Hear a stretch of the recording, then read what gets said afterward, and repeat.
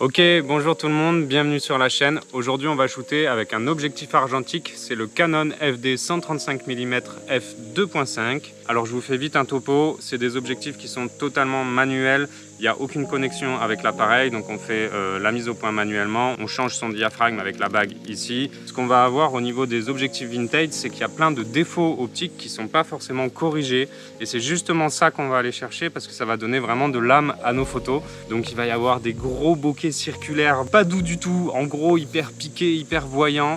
Il va y avoir des gros flares dans tous les sens, mais c'est vraiment ce qui est kiffant avec les objectifs argentiques. Nous aujourd'hui on va shooter et on va essayer de faire des belles photos créatives grâce à cet objet. C'est parti.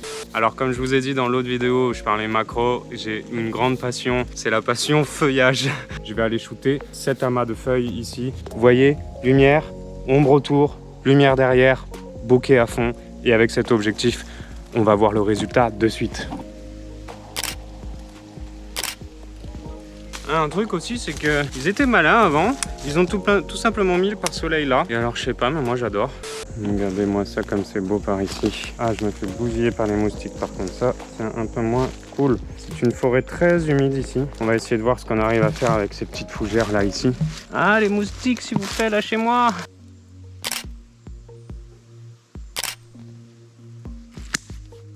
Ah, le bâtard.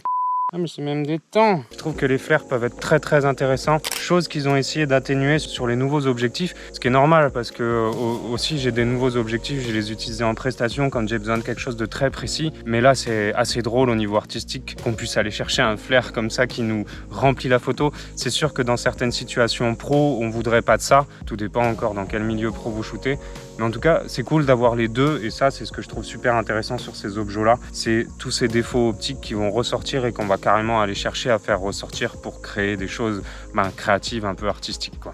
Il fait chaud, il fait humide, il y a des moustiques, il y a des temps. On se croirait presque à la jungle, quoi. Ah, attends, regardez, là, il y a des fleurs qui sont vachement bien éclairées. Je vais essayer d'aller shooter ça. Ah, putain, j'ai un truc qui m'est rentré dans l'oreille, mais c'est pas vrai. Pas possible, ces insectes. Vous voyez, là, on a bien vu... des bonnes grosses bulles de bokeh bien fortes. J'adore jouer avec les silhouettes comme ça là. Et vous voyez, hein, pour un objectif qui a été construit en telle année, parce que je ne sais pas, je vous le dis en voix off. Le Canon FD 135 mm f2.5 SC a été conçu pour la gamme FD datant de 1973. Il est maintenant accessible aux alentours de 100 à 200 € d'occasion sur le net. Il a quand même un bon piqué, il a quand même une belle résolution, donc il y a plein de défauts optiques qu'on va pouvoir utiliser, mais je trouve qu'il a quand même un bon piqué et que franchement on n'est pas déçu en tout cas de la qualité des photos qui sortent. À une certaine distance, on voit encore mieux les bulles que peut générer l'optique. Donc il faut gérer un peu sa distance, mais c'est très intéressant. Et là, alors là, je vais vous faire un flair comme jamais là.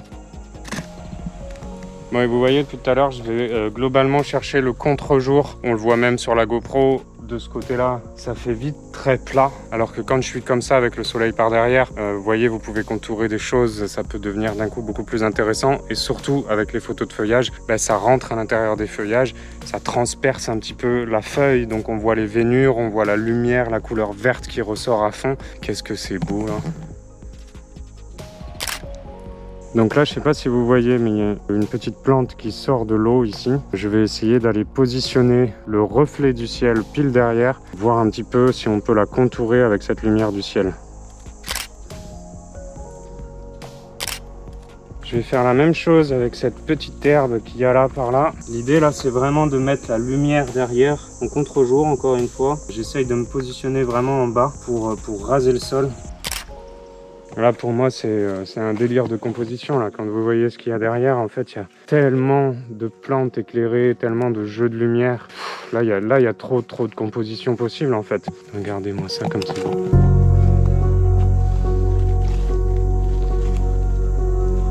Ah, moustique. Je vais aller shooter les feuilles qui sont là-bas. Et je pense que là, justement, avec la brillance et la réflexion du soleil sur les autres feuilles derrière, il peut y avoir des choses intéressantes au niveau du bouquet. Regardez-moi ça comme elle est calme. Vous l'aviez pas remarqué, hein? Bravo, tu es la meilleure. Tu me laisses faire mes photos tranquillement. Mon Gigi, vraiment la meilleure. Quelle est mignonne. Cette histoire de dimension, elle est toujours aussi présente que dans le macro, mais elle est à une autre échelle. C'est-à-dire qu'on va pouvoir quand même aller faire du gros plan de certains feuillages ou quoi. Mais on peut aussi regarder très très loin pour se dire tiens, on va peut-être aller shooter là-bas au fond. Il y a des choses qui se passent à quelques mètres de moi, il y a des choses qui se passent très très loin. Déplacez-vous, regardez de différents angles, à différentes échelles, et vous allez avoir des bêtes de scène qui vont apparaître sous vos yeux. Ah oui, aussi niveau réglage, là j'évite de descendre en dessous de 1/250e de seconde parce que du coup objectif pas stabilisé. Vu que je suis à main levée, j'ai peur de bouger un peu trop et d'avoir des flous. En vrai, on pourrait descendre à 1/150e. Vu que c'est un 135, on dit qu'on pourrait être vers 1/135. Ok, alors je vous fais un petit point technique parce que je me suis rendu compte que c'était pas forcément clair pour les gens qui connaissaient pas les règles de flou de bouger. En gros, il y a une règle de flou de bouger qui est différent du flou de mouvement. Le flou de mouvement, c'est si vous avez un objet qui bouge dans votre photo. Le flou de bouger, c'est vraiment vous avec votre appareil seulement. Si vous tenez votre appareil statique, ça c'est le flou de bouger. Si jamais vous avez une focale trop longue et une vitesse trop basse, vous allez commencer à créer du flou de bouger directement, même si votre sujet n'est pas en mouvement. Donc la règle, elle est facile à retenir. Elle dit qu'en gros, si vous avez un 200 mm, il faudra éviter de descendre sa vitesse en dessous de 1/200e de seconde pour éviter d'avoir des flous de bouger. En dessous d'un 200e, vous commencerez à risquer d'avoir des flous de bouger. C'est une règle qui peut varier si vous avez un capteur ou un objectif stabilisé, bien sûr. C'est une règle qui peut aussi changer si jamais vous êtes en mouvement de ouf, par exemple dans une voiture ou quoi. En tout cas, ça fonctionne globalement. Donc voilà, pareil, si vous avez un 50 mm, vous descendez pas votre vitesse en dessous de 1/50e de seconde et normalement, vous ne risquez pas d'avoir de flou de bouger si vous êtes à main levée en mode à peu près statique. Voilà, il y a des petites fleurs. Elles sont magnifiques, mais elles sont tellement mal positionnées, c'est dommage. Vous voyez ? Je vais quand même essayer de faire une photo, on verra si j'arrive, si ça donne quelque chose. N'hésitez pas à shooter, c'est gratuit. Le numérique, il n'y a pas de pellicule. On peut y aller, on peut shooter, on peut tester des choses. Vous imaginez avant l'argentique ? Là, il se serait posé 2-3 fois la question de est-ce que ça vaut le coup de la shooter ? Bah nous, on a la chance de pouvoir shooter autant qu'on veut, alors allons-y. Est-ce que ça ferait une belle photo? Je ne sais pas, mais au moins j'aurais essayé. Bon, par contre, si les bestioles pouvaient essayer de m'épargner un petit peu, ce serait cool aussi.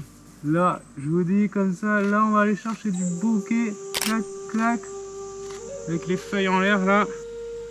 Les moustiques et les tans, ils sont au courant que je suis là, ils sont contents, ils se font vraiment plaisir. Là, on a un grand arbre ici, avec du vert derrière, le soleil pile au milieu. J'ai pile, je pense, ici, de quoi shooter entre les arbres. Je vais me faire ça pour voir. Je pense que ça peut donner une jolie photo.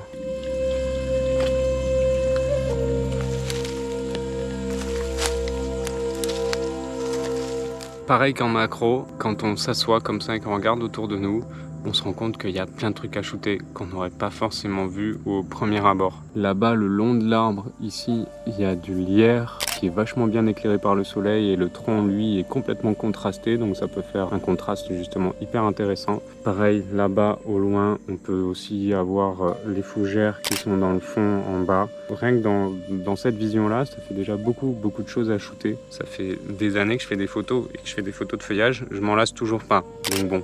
Après, est-ce que les gens sont contents de voir ces photos-là? Je ne sais pas, mais moi, ça me fait kiffer. Donc le but premier pour vous aussi, c'est de se faire kiffer. On a une branche de lierre qui tombe, qui est bien éclairée, avec pas mal de lumière derrière, ombre et lumière. Ah oui, et puis un truc important, c'est que là, on est vers 17 h. Je ne sais plus vraiment l'heure qu'il est d'ailleurs. Non, il est 18 h. Il y a quand même encore une lumière assez dure. Après, vous voyez, dans les ouvertures comme ça, j'ai une ligne noire ici. Vous voyez avec la forêt derrière et énormément de lumière qui arrive ici. Je peux peut-être créer du coup sur toute cette ligne un fond noir grâce à l'ombre qu'il y a derrière. Je vais essayer de faire ça.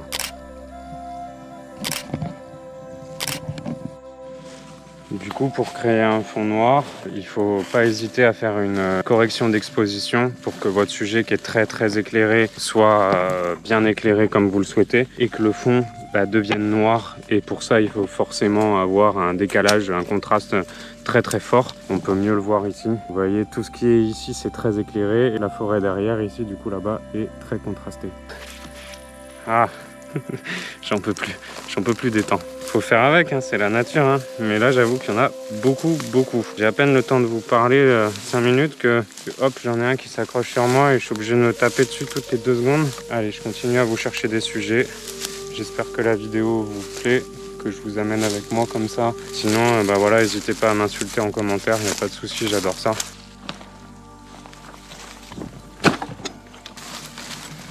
Donc voilà quelques photos. Là, j'ai continué à avancer sans tout filmer parce que c'était un peu les mêmes situations, feuillage avec des reflets dans l'eau. Je me suis dit que c'était pas forcément pertinent de vous réexpliquer les mêmes choses et je continue après ma petite promenade. Là, on voit qu'il y a un chevreuil qui est venu se frotter les bois là-dessus.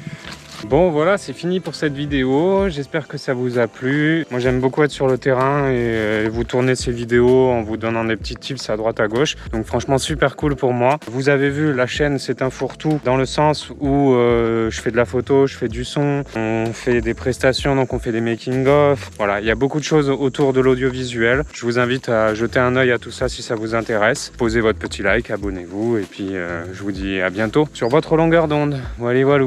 Ciao, ciao, bisous.